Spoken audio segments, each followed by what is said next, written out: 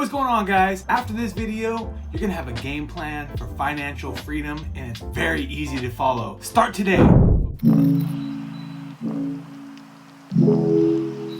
Folks, I've been in a situation in 2009 in the last economy crash where I lost almost everything. And I was also in heavy credit card debt. I just started a business and I didn't think of a way out. And it might be happening to you guys right now. As you know, things are very shaky with all the things going on in the economy and the things going on abroad.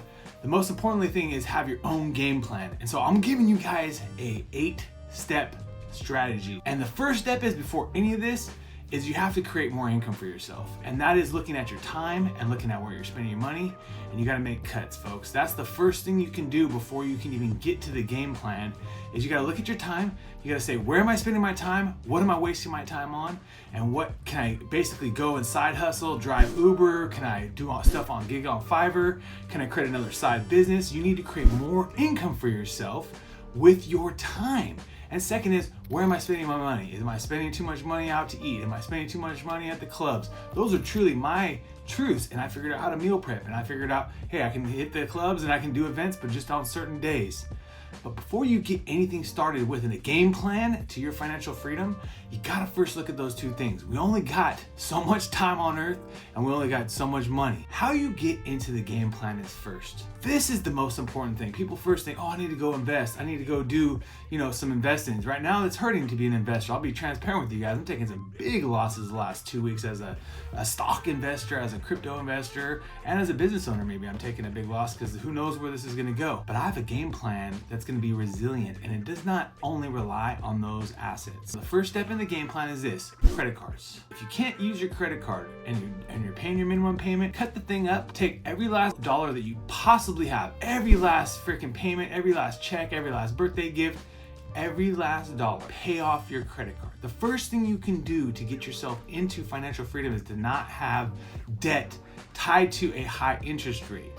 Now, this happened to me when I was at a 9%, and all of a sudden I turned into a 22% credit. And I was unbelievable. I was shocked. I was in awe. I had no idea that this could happen to someone. But the most important thing is I got out of it. I figured a way out through the fact of paying off my credit card. It took me about 3 years. I had 2 credit cards. Both were almost maxed out. 2009, started my business, put some money on the credit card, also just maybe made some unwise decisions, buying clothes, buying things like that as a young kid, and not realizing this stuff was gonna last forever. So if you're paying a minimum payment today, folks, the first step into your game plan is this: get your credit cards paid off. The second step into the game plan is this, because the average person, they say, living out there, whether you're in America or abroad, has relatively less than $400 to $1,000 extra that they could pull out outside of their normal cash flow. They get paid and then they pay bills and things like that. So you only have $400. After we got our credit cards paid off, we need to create an emergency fund. And that's in these situations like I have right now happening to me as an investor, a lot of pain, losing 10, 20, 30, 40% on my investments. And I'm like, oh, wow. But the game plan is I still have the emergency fund. If things get haywire in my business, in my investments, etc., I still have money set up. The goal is to get to at least 3, 6, or maybe if you want to say 12 months, if you can get to that far. The third is this: establish some sort of Roth IRA. That's a long-term investment. That's the best part, is you can only put in $5,500 a year, but it helps you gain credibility in your life and learning about stocks, for one.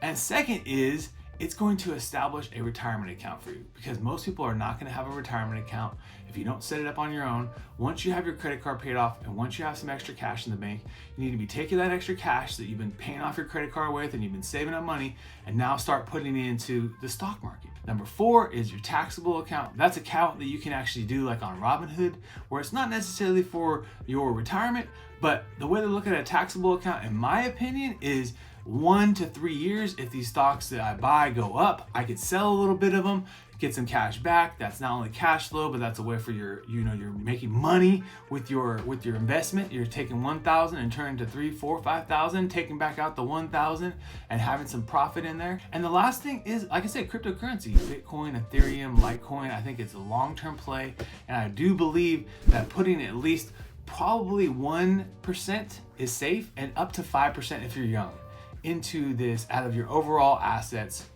something to think about. Just slowly putting a little bit of money into it. You can do it really quickly and easy on Robinhood or the other platforms, but Robinhood's great because there's no there's no fees. And then lastly is the last two might take you to the moon. My favorite is peer loans. Now, peer loans are something that you loan out people money on Fundrise, or you loan it out on Lending Club, Prosper. These are great platforms where you're loaning someone else money, so they're taking that money and paying off a credit card, doing home improvements on their house. Some of these people are not in the best credit standing, so maybe you're taking a little compromise, but the biggest thing is it happens on small transactions, so small loans, and you're getting paid back automatically. So it's another thing to do after you've built your credit cards off, your emergency fund, you've got some stocks, you've got some crypto. And the last thing you can do, and this is my opinion, is start investing in startups. Now, for me, I have around 84 startups because I realized that when President Obama passed the Jobs Act, it allowed for non-accredited investors, people that didn't have millions of dollars, to start putting into companies. Now, like anything, these are the same thing. They can go all to zero. There's not a guarantee or anything like that. Unlike your stocks or even your crypto that's a little bit more established, probably not going to go to zero, although it has volatility. The biggest thing about startups is if you do hit a home run, it's a grand slam. I mean, it's a 20x, 100x, and your $300,000, $400,000 could turn into $1 million, $10 million, $20 million, who knows? So there's Seed Invest, Republic.co. There's a lot of great sites that are doing startup investing for non-accredited investors. So that means you can put in $100 to these companies. And I don't have to be running that business. I can be investing in the business in a small amount. I'm not in no money bags here. I'm just in a small amount way. So realize these are the things to do to create financial freedom. There's many more things. There's gold and there's